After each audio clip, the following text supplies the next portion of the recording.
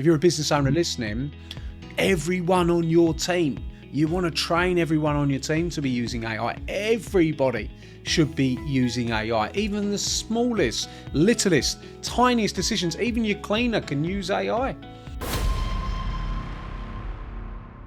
Hey everybody, welcome back to another episode of Business Growth Secrets. I am super excited to welcome Charlie back to the podcast. How are we doing, buddy? Good to good to be back. He's sharpened up his haircut a little bit since last time. Yeah, you know. He's How's the mullet looking? yeah, okay. Pretty okay. So some of the episodes with Charlie before were a lot of fun. This episode, we've had loads of questions in on AI and people asking, how do I use AI for business, and all these different ones. We've collected up an abundance of questions, and we're now going to answer those questions in shotgun style. So if you're new to the podcast, please remember, if you want the best business information, business strategy, to subscribe so you get your notifications. And if you're new, this is the shotgun one, where we take 1 minute to answer one question to give big impact. So buckle up, put your seatbelt on. We're going to go fast. We're going to go far into the topic of AI. So Charlie, you've got all the questions that come from the school group. We've got 1 minute each question. You got the timer next to you. Oh, we're ready. Are you ready to rock and roll? We're ready, yeah. So we got loads of different questions from social media platforms, all to do with AI and business. So the first one here is from Jada Thompson on Instagram, and that is, what is AI in simple terms? So in simple terms, AI is computers that mimic human interactions and intelligence. So there are literally a computer that can learn from human interactions, whether that's the internet, from all different data sources, and start to think intelligently and answer intelligent questions. Now, the reason this is mega powerful and you want this on your side, you want it in your business, is human intelligence is something you usually have to purchase for vast sums of money in a business. And it's now becoming very, very affordable to all. So it's an incredible way that you can use AI to further your business and get better results and do it cheaper, do it faster, and get it right 95% of the time, because you can really trust AI to have bigger data sources to make decision making. So it's really cool. Oh, great first question. And that actually sets us up for a really good way to, for people to understand exactly what we're talking about here. So the next one is, how can AI improve efficiency in business operations? So efficiency in business operations, AI, I love these questions being 1 minute. That's a broad one, right? But essentially, the way that it helps the most, the way we use it in this business really effectively, is we allow the humans that we have, the staff, the team, the employees, to use AI to gather data, gather research, gather intelligence, and do it faster. So one of the ways that you can become more efficient in your operation and the way you run the business is getting all of your team using AI, rather than them having to use constantly their brain, figure things out. It can allow people to do stuff so much faster, which can further your business, streamline your operation, and make it much, much better. That was only 46 seconds. So that hopefully people can see the value in that. And if you're a business owner listening, everyone on your team, you want to train everyone on your team to be using AI. Everybody should be using AI. Even the smallest, littlest, tiniest decisions, even your cleaner can use AI. It's like, you got a stain on the wall and she can't quite get it out. Hey, got this stain on the wall. What would be you got a mimicking voice, because I do everything via voice. What would be the best way to clean this stain out of the wall? What chemicals would you use? Put a photo in, bang, got an answer. That's a faster result. Rather than trying 6 different cleaning products, we get an answer that gets us there faster, because we've got this endless array of knowledge to help us do things faster, do things quicker, get better results. That was probably longer than a minute, but there you go. Right. Just takes out the whole research aspect of it, doesn't it? It gives it the research straight away. You don't have to go and look at 5 different things, you know what I mean? Absolutely. I'll give you another example, right? Imagine that you wanted to get a much better haircut. and you weren't sure. I'm taking haircut advice from you. I'm taking haircut advice from this guy. Right. Business advice, never haircut advice. Right, the next one. So this is a bit of a myth busting one. What is the biggest misconception about AI in business? I think there's a lot of misconceptions. There's a lot of fear. People are usually afraid of what they don't understand. And when the precursor to AI has been Terminator, AI, robots are going to come and kill you. It's going to be this, it's going to be that. And that's what AI was first introduced to people as. It's got a bit of a stigma around it.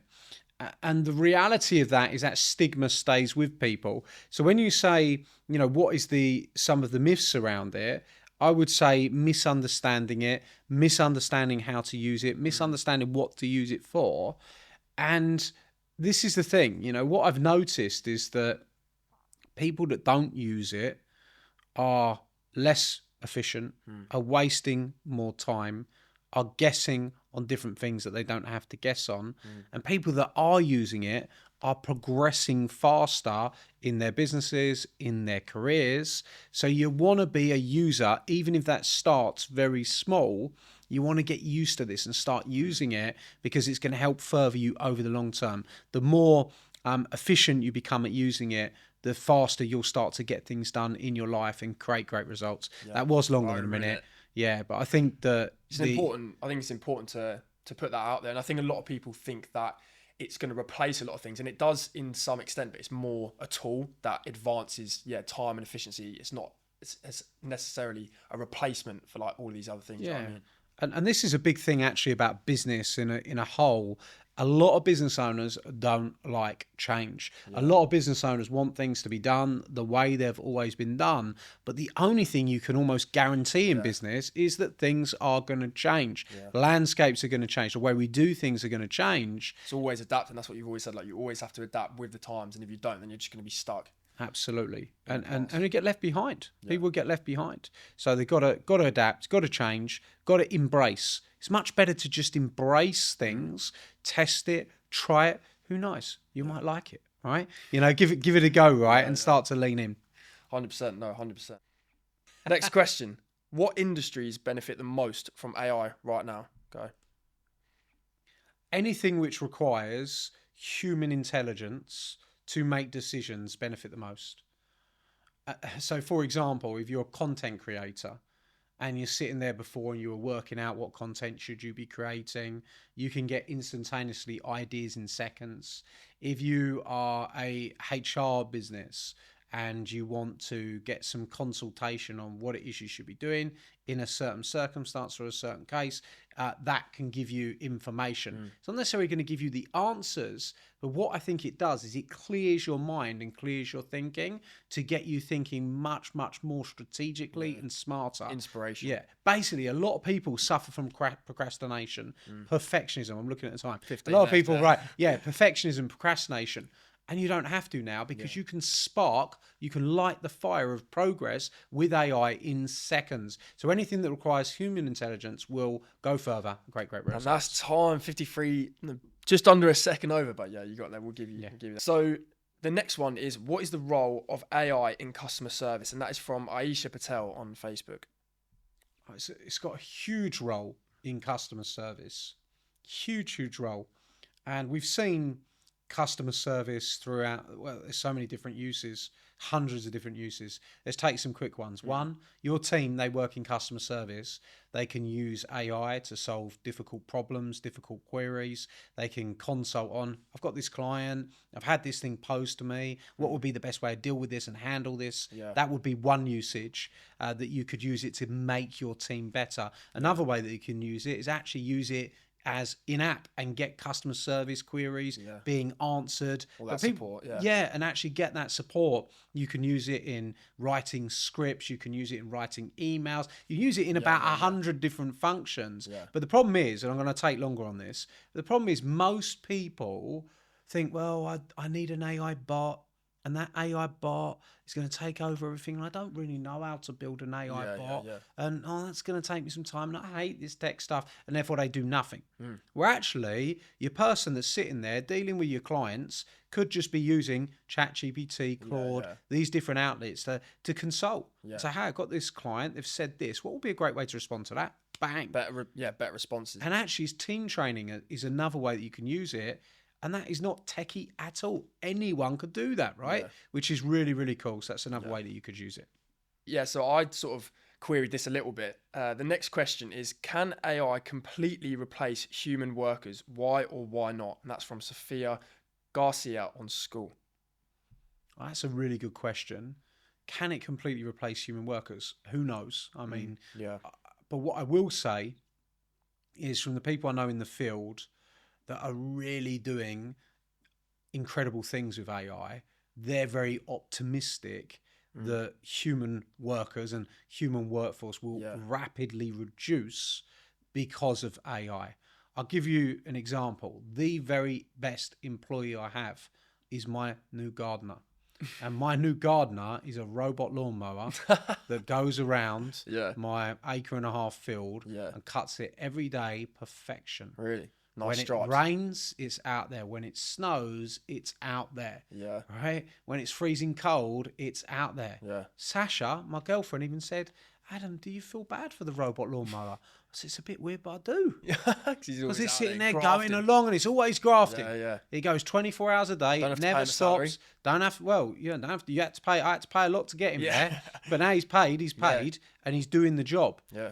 Right? That actually opened my eyes to, oh my God, what can you imagine? Yeah. If you had a robot chef there and they're cooking all your meals. Yeah. You know, could you imagine that if you had, you know, other robots doing robot the laundry and the, for you, and the washing and these different things? It will happen. Yeah. There is no doubt. Now, one of the things I had Piers Linney as a guest at Gold Circle recently, our Gold Circle mastermind. We bring celebrities every month, and he's got a really great a business around AI. And he said, Adam, 50, 60 years, said you won't know, it'll be illegal for humans to be on building sites. Really? He said he literally thinks that building sites will be run by robots and robot workers, and you won't see building sites being run by actual labourers. He said it might be 100 years, it might be 50, 60 years, but there's going to be significant change. It's like a factory, innit? A factory used to have like workers in it, and now it's all automated machines and things like that. Exactly. And that's exactly the direction that this is going in. And you've got to embrace it. So if you don't embrace it, you're going to end up paying for not embracing it. And you've got to roll with the changes. So I think it's a significant thing. I think it's actually a really great question. I hope it opens the eyes to a few people that are listening, that the prospect of AI doing lots of human work soon is happening. It's happening now. Decade by decade, it will be more and more and more to the point where things that are going to be valued by, and there's different industries, you'll have to look at what industries are going to be valued, what not, but human entertainment will be a big industry. Actual entertainment. And sports as well, that's what they say about sports. Like, you'll never be able to get rid of that like human error, and that's what AI doesn't have. It doesn't have that human error, so that's why. We might be able to get behind a robot and sort of cheer for a certain robot over another. You don't know. But it's hard to predict which industries can be eradicated. But there is no doubt that many industries will be eradicated. Now, the best tip that I've heard on this, and this is the tip that I would give to the audience. Good shotgun question. Yeah, I know we've definitely gone a bit longer, but it's an important topic and it was a great question. The tip that I would like to give to the audience on this is it's the people that understand how to best utilize AI will be in the best positions and will be in the leadership positions. So it's very important that if you understand how to use this yourself as the next 10, 20, 30, 40 years comes in, the people that understand how to use it the best will leverage from it the best. Right, so it looks like we need AI to make the timer a little bit more strict. So we're going to actually try and run through these. We will. Let's do these. I'm more waffling, all right? Let's do it. Go for it. So the next one is, what some AI tools every business owner should know? So run me off some. I think, I use ChatGPT every single day, frequently. I mean, every single hour. I think for video and is definitely something you want to be looking at in terms of tools like Runway is super good. I think there's a lot of amazing photo tools that could save creatives a lot of time, Ideogram and all these other different tools which are really incredible. And then just your usual applications that you're using the AI features, within, i.e., Monday Yeah. for a workplace, using the AI features within Canva and getting used to that is super important. Really, really important to lean into all the AI features of the current applications you use as well. There you go. Bang. Smash. I'm in it. 58. There you go. Wallop. Right, next one. How does How does AI enhance marketing strategies? It enhances marketing strategies with ideas, so you can use it for ideation. Go to AI, get ideas on what the concept of your campaign should be, on the type of imagery you want to use for your campaign, the copywriting. It can improve copywriting. You shouldn't rely on it entirely for copywriting because you can often tell when it's been an AI. Definitely take inspiration. Yeah, but you can take inspiration. It can get you started. I'd use it more for the spark rather than the finish, to get out the perfectionism, the procrastination. But you're talking copywriting, ideation, campaigns, all these different things. And the ideation, the ideas part, ideas for videos, ideas for ads, ideas for every part of your marketing, email sequences, everything can be done through AI. It's incredible. Everyone in our marketing team is a frequent AI user because it just saves them loads of time. There you go. Got that one too. Smash. Rolling through them. Rolling through. So this next one's from Priya Reddy on Instagram, and she's asked, what are the risks of over relying on AI in business? I don't actually think there is a risk. The only risk is creating too much generic information. That would be the only risk at the moment. In that, let's say you over relied on AI for all of your copywriting. Your copywriting's then going to come out generic and it's going to start to look the same. And you really need to manage that and manage that effectively. Because otherwise that's the only kind of over-reliance. The other over-reliance, you could argue that you're going to need to use your brain less if you're going to completely go all in on AI. You're using your brain a lot less. But start losing that spark and creative losing the spark and the creative. But my argument against that, the other way, would be you use it to get you started. You're then, as a human brain, analyzing what comes back and making decisions off of what comes back. So that's the way I would use it. I would use it to get started, to give you data to analyze, and then further. There we go. Wallop. Getting through these. Okay, so the next one is from Daniela Morales on School, and she's asked, how can AI help businesses make better decisions?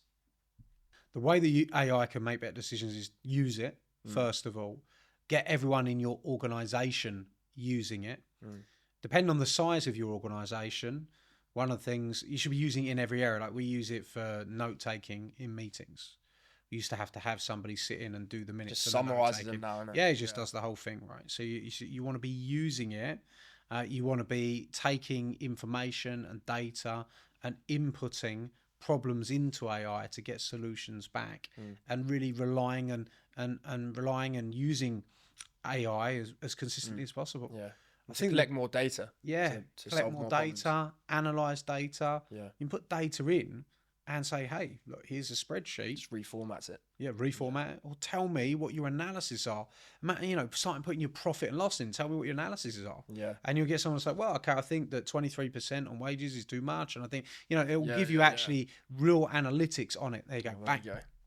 Just a quick one on that. I know people have been putting in their Instagram profiles and going, rip my Instagram profile, let me know what I need to act as a social media expert and analyze my social media profile. What do I need to improve on? And they'll give them improvements on that, so you can get them to literally analyze anything, which is pretty cool. Do you say rip? Because rip, can you rip it? Another child sort of thing.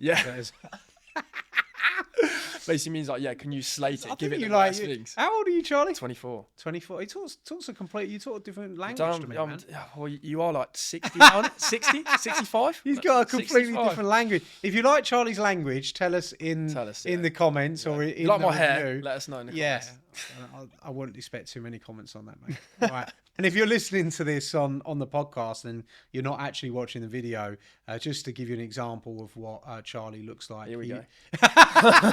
Charlie's hair looks like a Rod Stewart in his prime.